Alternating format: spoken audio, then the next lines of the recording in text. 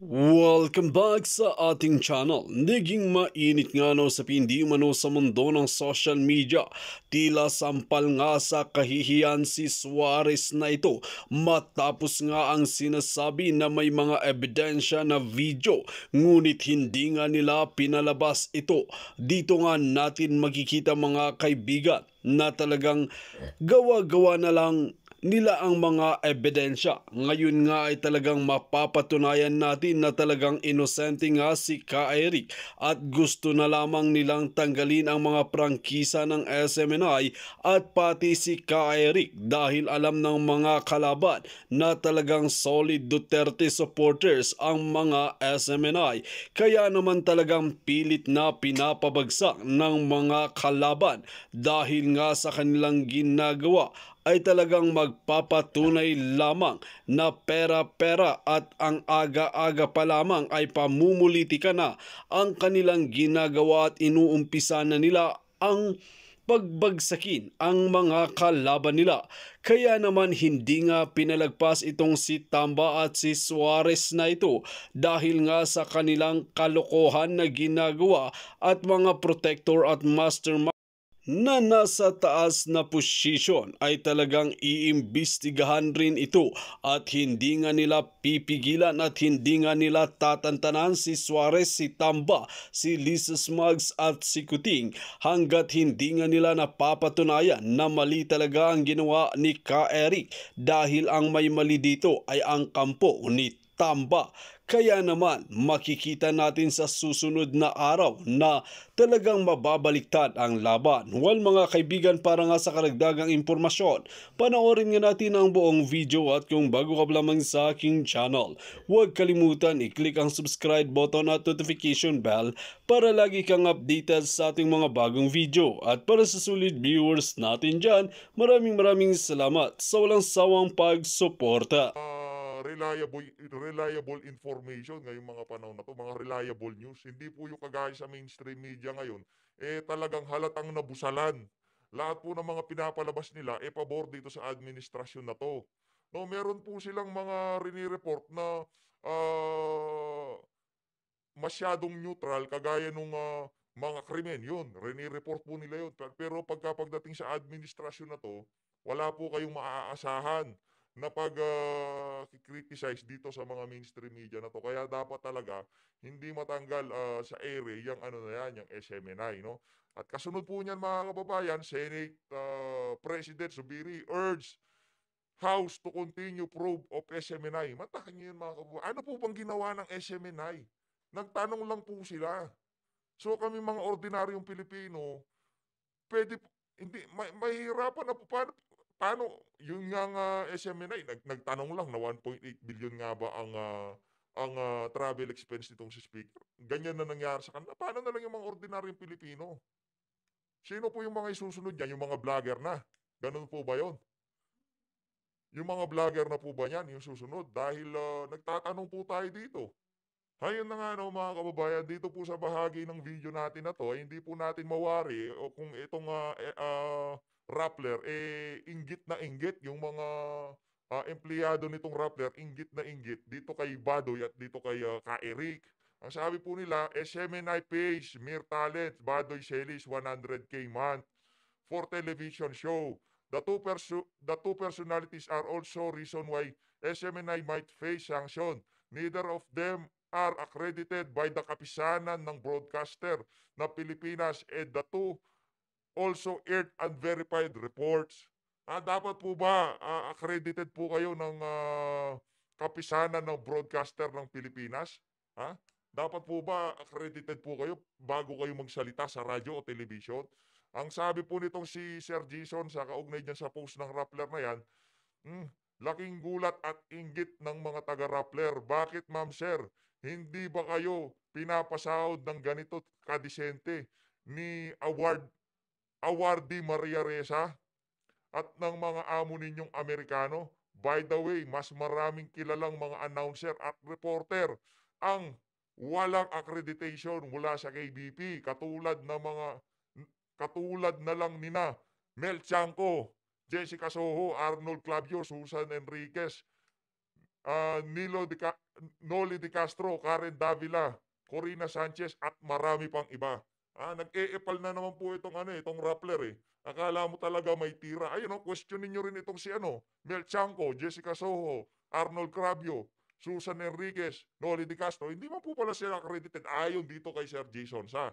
Dati pong mga kilalang broadcaster yan, kaya alam niya po yung mga kalakaran diyan sa industriya ng broadcasting, no? Kilala po niya yung mga personalidad diyan. O bakit hindi niyo questionin itong si Mel Chanco? Hindi man pala siya accredited diyan sa ah, KBP na yan. Ayon dito kay Sir Jason Sa. Oh, dito po mga kabayan, dumako po tayo dito kay Atty. Tolentino at magkaalaman na po tayo mga kababayan. Kung naaayon pa ba sa batas yung mga pinagagawa ng mga congressman doon sa nagdaang hearing kaugnay sa pagtatanong po nitong si Ka Eric, magkakaalaman na po tayo mga kababayan. Pakinggan po natin itong si Atty. Tolentino. Kasi nung nakarang programa, ipinakita ko lang din, nilay down ko ang nakita ko sa internet, yung mga background nitong naturang kongresistang Si ito. Congressman Suarez. JJ Suarez. Oh, Yes. Pinakita natin. Ipinakita. During the session, I tried to Okay. ask the chairman na dala natin yung CD, yung USB. Naku po. Pwede ba i-play to para alam natin yung issues na pinag-usapan natin nung yung 1.8 billion. Yung 1.8 billion. So, dala natin yung USB, i-play sana sa legislative inquiry. Hindi ako pinapansin. Kahit konting pansin, wala. Dala Ayun na nga po, no, mga kababayan. Hindi po siya pinapansin. Ngayon, nag-uumpisa na po yung hearing dyan sa House of Representatives. Mamaya po, bibigyan ko po kayo ng update kung ano na mga natin yung kasama. USB para at least alam ng taong bayan kung totoo ba talaga na may statement about 1.8 billion or it's just a question. Attorney question. So, what would it have looked like if they were really sincere that this was a congressional inquiry on a franchise? How would it have looked like? Kung pinayagang i-play. Yeah. Kung pag i-play kasi natin diyan, para silang mga cloud. Naku po, para silang mga clown. Kaya ayaw i-play po yung USB dala-dala nitong si Atty. Mark Tolentino. Magmumukha daw po silang mga clown dyan sa House of Representatives. Dahil doon sa programa na yun, talagang nagtatanong itong si Ka Eric. Panoorin niyo po para magkaalaman. Parang clown, para silang nakakahiya sa taong bayan na very overacting sila sa mga pagdepensa nila sa amo nila. When in Ayun. fact, wala naman talagang statement. That's why hindi nila piniplay yung USB na yan. Palagi kong sinasabi sa chairman, Mr. Chairman, dala namin yung USB. Pwede i-play dito para alam ng taong bayan ano yung issue. Alam ng taong bayan kung may statement ba about 1.8 billion peso travel fund or it was just a question answerable by yes or no.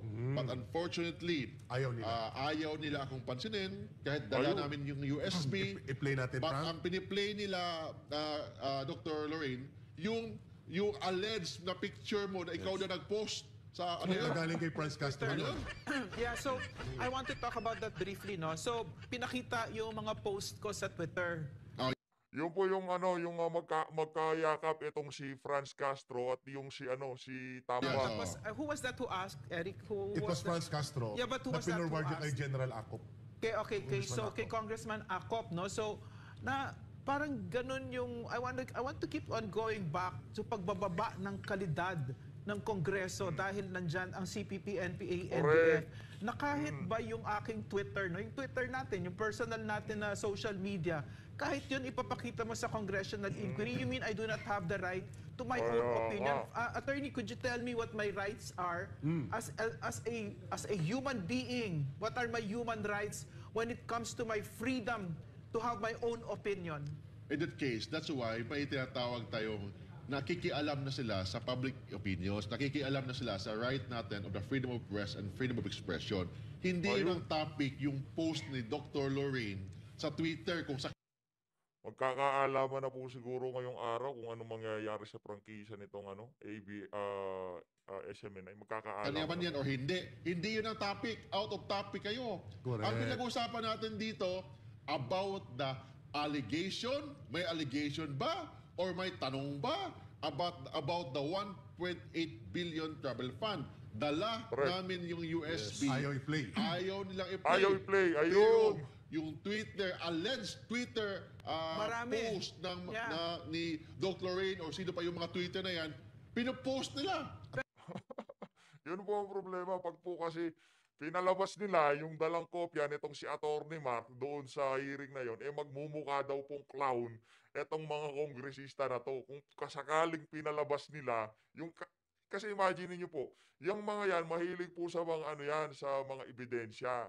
No, kung sakaling meron mang violation doon sa naturang programa na yun, sila po ang pinakauna bago po magsasalita yung mga yan, panigurado tayo. Bago po nila uumpisahan lang yung kanilang mga kontra-argumento, ipi-play mo nila yung video at unti-unti lang hihimayin yun. Ganun po nila, word for word po nila yung mga sinabi nila doon sa programa ng Laban Kasama ng Bayan na yan, yung pagtatanong nitong si Kyrie. Kaso wala po silang makitang problema doon sa video. Talagang nagtatanong po itong si Eric doon sa video na yon. Kaya ayaw po nilang ipalabas. Ganun po ba yon? Pero alam mo, Oo. yan yung laro ng CPP, NPA, NDF, yan sila Franz Castro. Paulit-ulit nila ginagawa yan. So, what's the message that this As of this moment, mga kababayan, nakikita po natin itong si Eric at itong si Atty. Tolentino. Kasama po nila itong si Yusek Lorraine Badoy at si Atty. Alex Suplico. No, magkakatabi na po sila. Okay, buti naman, no? Buti naman magkakatabi na po artistas sila. are telling us, are sending us, our freedom to our right to express ourselves is not going to be allowed. Yes. Diba? So, that's very chilling. Matakot tayo. And Yes. nakakatakot doon because even the At inimbitahan na rin po yung NTC dito sa pagdinig na to. Ano po kaya mangyayari? legitimate Excited congressmen nakikisama sa kanila. Ma'am, ipi-play natin siguro, ma'am, ang 59-second version ng Yan. ito. Kasi di nila plinay doon sa Sige. Ayaw nila. naturang hearing. Ito yung- I-play natin dito. Play Sige. dito. Again. Mga kababayan, panoorin po natin ang malinaw na video na ito. Turns out to be very accurate pala. Very Oo. accurate. Kasi ang budget nila 2 billion. Oh, ayun po mga kababayan, no? Grabe. Ibang klase po talaga itong mga congressman. 66 million. So malinaw po ang pagtatanong ay nanggaling sa source at informante na nirelay namin sa isang public commentary. Philstar, CNN, at TV. Hindi po, yung so far sa nakikita natin dito sa hearing, hindi po nakangiti. At seryoso itong mga congressman, no? Na seryoso po. 5, hindi po kami news program. Kami po ay public commentary program. At kami po ay may karapatang magtanong at magkomentaryo. Ngayon, Ang pinakauna po magtatanong itong si Suarez. Attorney Mark, based on that video, sambayan ng Pilipino, nagkamali ba kami? Hindi. Wala. Kasi may 2 billion, 66 million na dapat ipaliwanag. Bakit ang ginamit less than 40 million? Ang nirequest mahigit 2 billion. Sa 2024, ang nirequest 1.4 billion, pero ang kayang ubusin pala, less than 40 million lang. Question. Magtanong kami ngayon, bakit ganon kalaki ang inyong nire-request for travel expenses, Attorney Mark? Batay sa ebidensya na binitbit natin at gusto nating i-play on the floor, nagmalabis ba kami? Bilang abogado, kami ba ay may malice imputed doon? Dahil in-accommodate natin in a public commentary interview ang ganong tanong mula sa informante. Part yun of the freedom of press and freedom of expression. Kasi don't Ayun. forget, yung funds na pinag-uusapan, hindi naman private funds yun. Correct. It is a public funds. Galing yan sa taong bayan na pinagkatiwala sa mga public officials natin yung funds na yan. So, yung mga yung tinatawag na media like the SMNI, nagtatanong lang. So, is bawal ba magtanong sa mga public funds? Sa tingin po natin, makokontempt itong si Eric ngayong mga araw na to. Makokontempt po siya. Sa tingin natin, kasi pipigain pa rin po nitong mga congressman na to kung sino yung source nitong nitong si Eric diyan sa Congress. Pipigain po nila sa totoo lang. Ay ito, entrada pa lang nitong si Suarez, yun na po yung entrada niya eh. Bawal ba magtanong on all the functions of the government officials on matters of public concern? Kung bawal, tanggalin nyo na ang freedom of press. Tanggalin nyo na ang freedom of expression. Sa loob Correct, no? Kung gayon din po palang mangyayari, bawal yung mga ganyan, tanggalin nyo na nga po yung freedom of expression at freedom of the press. Naman po siyempre, ang bagong kabanata, abay, parang merong banta na baka ma-revoke ang prangkisa ng SMNI na boses siyempre ng mga taga-suporta ng mga Duterte. Alam naman natin, dahil yan ay Davao-based, talaga naman pong yan ang number one station na nagke-carry ng mga balita tungkol sa Duterte. Ano ba ito? Kasama ba ito doon sa gusot sa panig ni Speaker at ni VP Sara Duterte? Well, siyempre po, hindi natin maalis sa isip yan dahil alam mo naman talaga, lahat ay politika, politika, politika, politika. Pero sana naman, huwag makalimutan ng Speaker at ng Kamara de Representante na ang kaisa-isahang debate na talaga naman kung saan sumikat ang ating PBBM na dating kandidato ay sa debate diyan sa SMNI. Kaya naman po sumikat talaga ang debate doon sa quality ng mga debates, hindi lang para sa presidente, kundi para na rin sa mga senador. No? Ako po, siguro po, meron din akong botong nakuha dyan kasi naman intelihente yung panel of interviewers nila. No? Si Dr. Claire Carlos, si Rolex Suplico, among others. No? So kaya po nakilala ang SMNI. At syempre, kilala rin yan dahil nga sa mga Dutertes. No? Dito po sa SMNI, ay dyan din po nagpo-programa ang dating presidenteng Duterte, nagikan sa masa, nung siya po ay mayor, ay programa na niya talaga sa Davao. Ano bang dahilan? Bakit may banta na mabawi ang prangkisa ng SMNI? Kasi yung isang programa po doon, may anchor na nagsabi na meron siyang source sa Kongreso na nagsasabi na 1.8 billion daw ang expense ng speaker. Sinabi, hindi naman niya sinabi na talagang gumastos siya ng 1.8. Ang sabi lang niya, dapat linawin ito ni Speaker. Dapat magkaroon ng klarifikasyon. So ito ay tanong, bakit sasabihin ngayon ng mga kongresista na yan daw ay fake news? Well, ang nagsabi po niyan sa isang privilege speech ay yung parang kapatid ko pa, si Congressman J.J. Suarez. Ang masasabi ko lang, kapatid, I understand why you have to do what you have to do in Congress. Nagkakaintindihan tayo. Pero alam mo, merong mas malaking importanteng issue sa mga nagaganap na usapin, hindi lang po sa issue ng kung sino ang magpapakita na sila ay loyal kay Speaker. Ito po yung tinatawag nating kalayaan na ginagarantihan ng ating saligang batas at ng batas karapatang pantao na umiiral sa buong daigdig. Ito po ang freedom of the press, ang kalayaan ng malayang pamamahayag at ang freedom of expression, kalayaan ng malayang pananalita. Bakit ba importante ang mga kalayaan ng pananalita at kalayaan ng mga mamamahayag?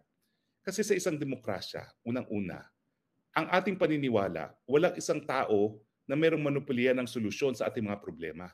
Kaya kinakailangan ang mga taong bayan, bigyan mo ng inputs doon sa tinatawag na malayang merkado ng idea.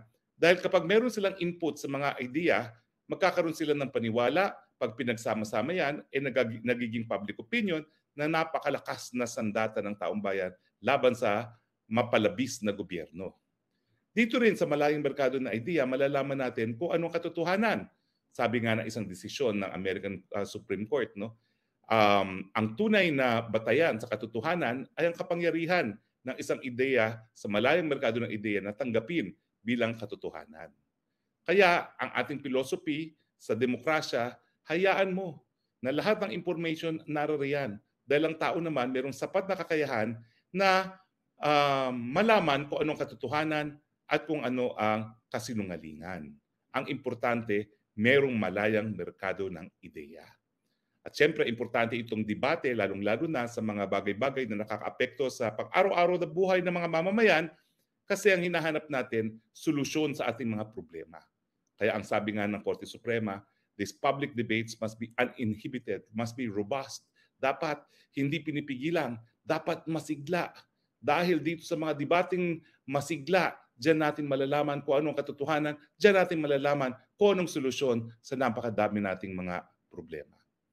At siyempre, sa napakadaming desisyon na ng Korte Suprema, sinabi na ang kalayaan ng malayang pamamahayag at ng pananalita, ito po ay mas mataas at mas importanteng karapatan kaysa sa kung ikukumpara mo sa kalayaan na magkaroon ng ari-arian or property rights. Kasi nga po, ang kalayaang ito ay ang pundasyon ng demokrasya. Tanggalin mo yan, mawawala ang demokrasya. O, anong pagkakaiba naman ng SMNI sa ABS-CBN? Ang ABS-CBN po, paso na yung prangkisa. So, unfortunately, kapag ikaw ay broadcast company, hindi ka po pwedeng mag-operate na walang prangkisa galing sa Kongreso.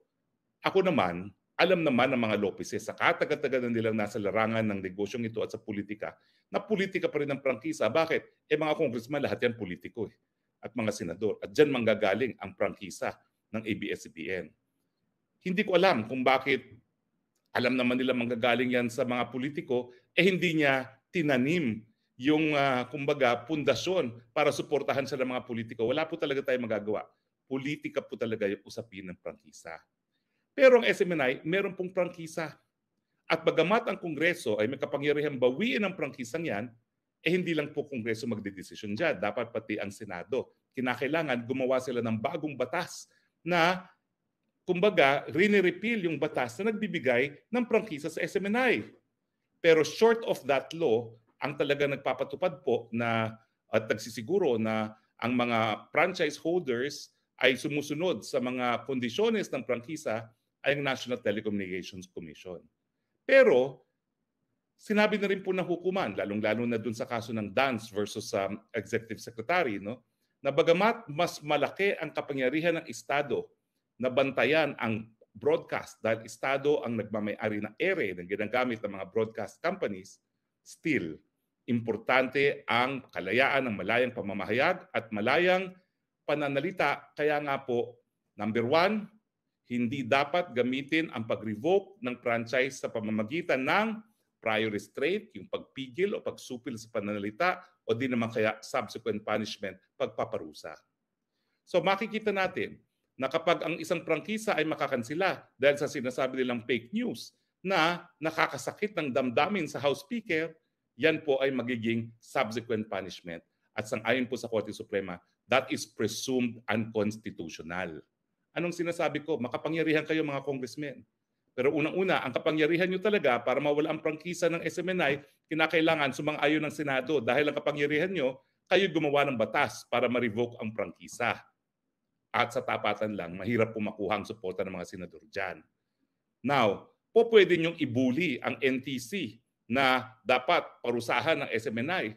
Pero meron pong hukuman na i-apply yung standard na lahat ng pagpaparusa, lahat ng pagsusupil, yan po ay presumed unconstitutional. So kayo po ang magpapatunay kung bakit ang pula sa isang taong naglilingkod sa taong bayan tungkol po sa kaban ng bayan ay isang dahilan para ma-revoke ang prangkisa. Sa totoo lang po, yan talaga ang papel ng media, ng malayang mga mamamahayag. Bantayan ang taong gobyerno nang sa ganun, hindi sila umabuso sa kapangyarihan, lalo-lalong na kung pinag-uusapan ay pondo ng kaban ng bayan at korupsyon. Ano naman ang remedyo ng mga politiko na nasasaktan ng damdamin? Well, sabi po ng Korte Suprema sa isang kaso, ang gamot sa nasaktang damdamin ay ang isang malinis na konsyensya. Ang tanong naman ni Ka Eric, totoo ba ito ang sinabi ng source? Dapat bigyan ito ng klarifikasyon ni Speaker. So kung hindi totoo, ilabas ang katotohanan. O linabas nila kanina, ang sabi nila 40 million lang nagagasta. Hindi lang po kapanipaniwala. Bakit po? Kasi ang budget po ng buong institusyon ng Kongreso for Travel ay 2 billion. So nagkamali po siguro talaga yung source na sinasabi na yung 1.8 billion ay gastos lamang ng Speaker. Hindi po. Talagang gastos po ng Kongreso yan. At talaga naman pong malaking gastos ng Kongreso. Bakit? Kasi halos lahat, except yung mga taga Metro Manila at yung mga taga Luzon, lumilipad po yan. Linggo-linggo para mag-attend ng session natural. Mahal ang pamasahe. Kaya naman po umaabot ng 2 billion ang traveling expense ng Kamara de Representante. Pero dahil galing po ako dyan, ang ginagawa naman po ng Kongreso, dahil nga po hindi sila required na mag-liquidate, lahat ng congressman pare-parehong nakukuha as traveling allowance. Kaya ikaw ay lumilipad, hindi, meron kang traveling allowance. Okay? So, kung ganun po ang explanation, edi maintindihan ng taong bayan. Pero, yun nga po, bilang isang naglilingkod sa gobyerno, huwag po tayong balat sibuyas. Anong mensahe ko sa mga kasama ko sa SMNI? Kasi kung hindi niyo po alam, ako'y anchor din sa SMNI. Hindi po dapat tayong magpasupil. In fact, dahil napaka-importante ng kalayaan ng malayang pamamahayag at pananalita, ang pinagbabawal ayon sa Korte Suprema sa kaso ng Chavez versus Gonzales, ito po yung kaso na kung saan kinwestiyon ni dating Solicitor General yung isang direktiba ng dating Secretary of Justice na bawal daw ang pag-e-air ng Hello Garci tape at merong kaparusahan kasama na yung posibilidad na ma-revoke ang prangkisa. Ang sabi ng Korte Suprema, ganyang direktiba na nagnanakot sa pagre-revoke ng prangkisa ay labag sa saligang batas. Dahil ang iniiwasan ng saligang batas, hindi lang yung aktual na panunupil, kung hindi yung kahit anong mga hakbang na magre-resulta sa alinlangan na i-exercise ang karapatan ng malayang pamamahayag at pananalita.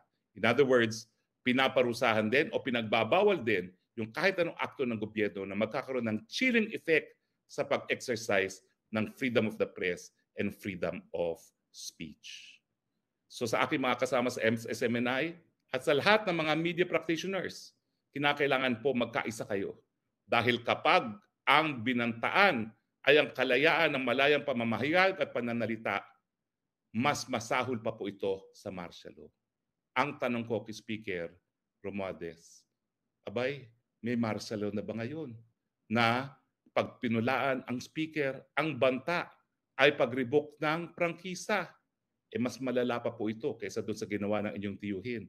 Dahil sabi nga doon sa DANS versus sa NTC, mas merong ang kapangyarihan na bantayan ang broadcast industry dahil ang estado may-ari, pero bawal pa rin po ang panunupil, prior restraint, bawal pa rin po ang subsequent punishment, ang pagpaparusa dahil ikaw ay nagsalita o gumawa na iyong katungkulan bilang mamamahayag. Sa SMNI, sa lahat ng mga mamamahayag, manindigan po tayo dahil ang trabaho natin, hindi purihin ng gobyerno kung hindi bantayan ang mga taong gobyerno, siguraduhin na hindi nalulustay ang kaban ng taong bayan, siguraduhin na hindi sila umaabuso sa kapangyarihan.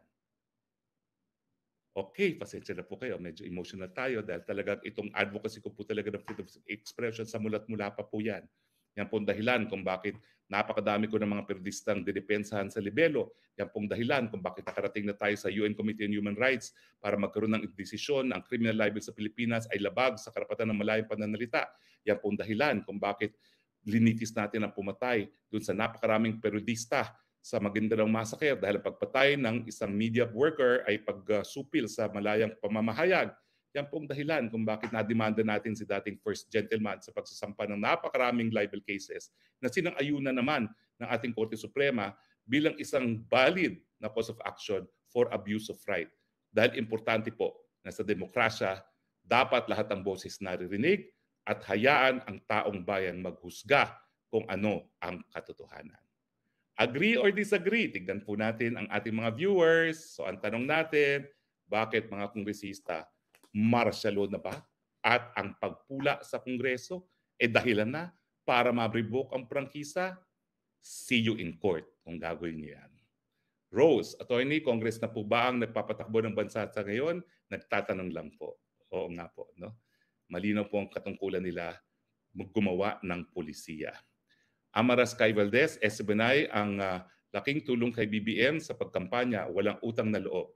Well, sana po maalala ni Speaker at ng mga taga-kamara ang tulong ng SMNI kay PBBM at kay Inday Sara Duterte. Havoc Buster, tanggalin nila ang SMNI, we riot. Ay, salamat, nakakataba naman ng puso. Yung Seco, siyak na magkaisa silang tanggalin ang prangkisang SMNI, buo na ang kanilang plano, tulad ng ginawa nila sa ICC resolution. Alam niyo naman po, hindi sila mananaig dahil dalawa po ang kapungulungan ng Kongreso at hindi po sunod-sunuran sa Speaker at mga Senador. Gene Key, attorney, possible po ba yan na ang revoke ang franchise nila? Malabo po. Dahil nandyan po ang ating Korte Suprema para itaguyod ang supremacy ng ating saligang batas at ang ating mga kalayaan. Okay? Evelyn Santos, ang hirap naman magtanong po na ngayon, parang nagtatanong ka lang, bawal. Tama po yan. Wala pong masama doon sa tanong ni Ka-Eric. Yan po isang tanong. Sagutin, oo o hindi. Totoo o hindi? Elmo Jerez, Fox, pwede basta-basta dalang tanggalin ng franchise without due process. Di ba dapat file nila ang case sa proper court? Tama po yan. Kasi ang pamamaraan na pagtanggal, kung kongresong gagawa, magpapasa sila ng batas na kinakailangan ng Senado. Pero sa batas po natin, ang kapangyarihan na magpataw ng parusa ay nasa National Telecommunications Commission. At alam naman ng NTC na kinakailangan mag-ingat sila pagdating sa prangkisa dahil ang media outfits po sakop ng malayang pamamahayag. Lead scans, di naman maipasusubali ang gumagalaw talaga ang mahiwagang kamay ni Romualdez sa lahat ng mga nangyayari. Well, siyempre po, walang nangyayari dyan sa Kongreso na walang basbas ng Speaker. Apsi Apchuy, mawala man ang prangkisa, may YouTube, sokmet pa naman na magagamit gaya ng galawan ng ABS. Ulitin ko po pagka ibang kaso ng SMNI at ng ABS-CBN, ang ABS-CBN po na wala ang prangkisa. Kaya nga po, walang panunupil sa kalayaan. Kasi walang prangkisa eh. Kailangan ng prangkisa bago ka makapag-broadcast. Ito po, may prangkisa ang issue kung i-revoke dahil di umano sa fake news, dahil hindi na nagustuhan yung sinabi tungkol kay Speaker. Na yan po ay prior restraint or subsequent punishment. Veronica Diego, Sec, kahit anong gawin ninyo, naluto na iyong SMNI. Tama si Maharlika, warning na niya ito a week ago. Pero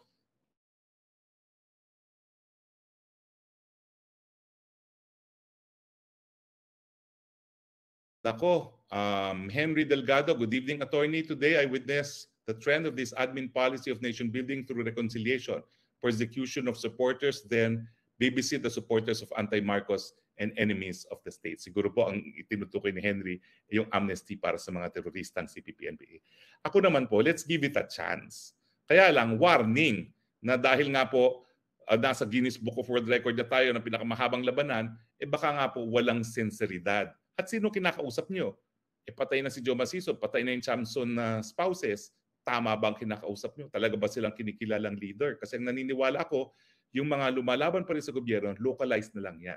Kaya tama po si General Parlade na dapat localized peace talk. Okay. Roque Mark, good evening, Attorney Harry. Sir, fake news ba talaga?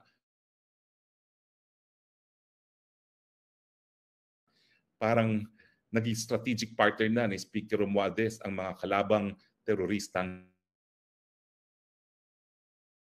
Okay, mayroon pa bang ibang mga komento? Jeneline Salatan, Sen Roque, naniniwala ka ba sa sinabi nila na 39 million lang daw ang gastos nila mula January to October? Well, that remains to be seen po kasi nga meron pong transportation allowance ang lahat ng kongresista. So siguro po 39 million ang gastos ng speaker. Pero ako rin po, tingin ko, baka mas malaki kasi po nung ako ay congressman, pag sumasama ka sa presidente, ang gastos ng congressman, sagot ng Kongreso, hindi ng Malacanang. Dito nga natin makikita mga kaibigan na talagang napakagaling nga ni Harry Roque na magpaliwanag ng mga problema at talagang gusto lamang at ang pakay ng mga tambalos-los na ito na pabagsakin lang ang supporters ng mga Duterte para wala nang maniwala sa kanila. Ngunit ngayon nga ay talagang hindi nga sila naniniwala sa sinasabi ni Tamba na ito. Ngunit nagsama-sama lamang ang mga politiko na ganib sa kapangyarihan na mga bayarin. Kaya naman talagang napusarosahan si Ka Eric. Well mga kaibigan, kung kayo ang tatanungin ano ang inyong mga opinion, just comment below sa ating comment section at ating pag-uusapan.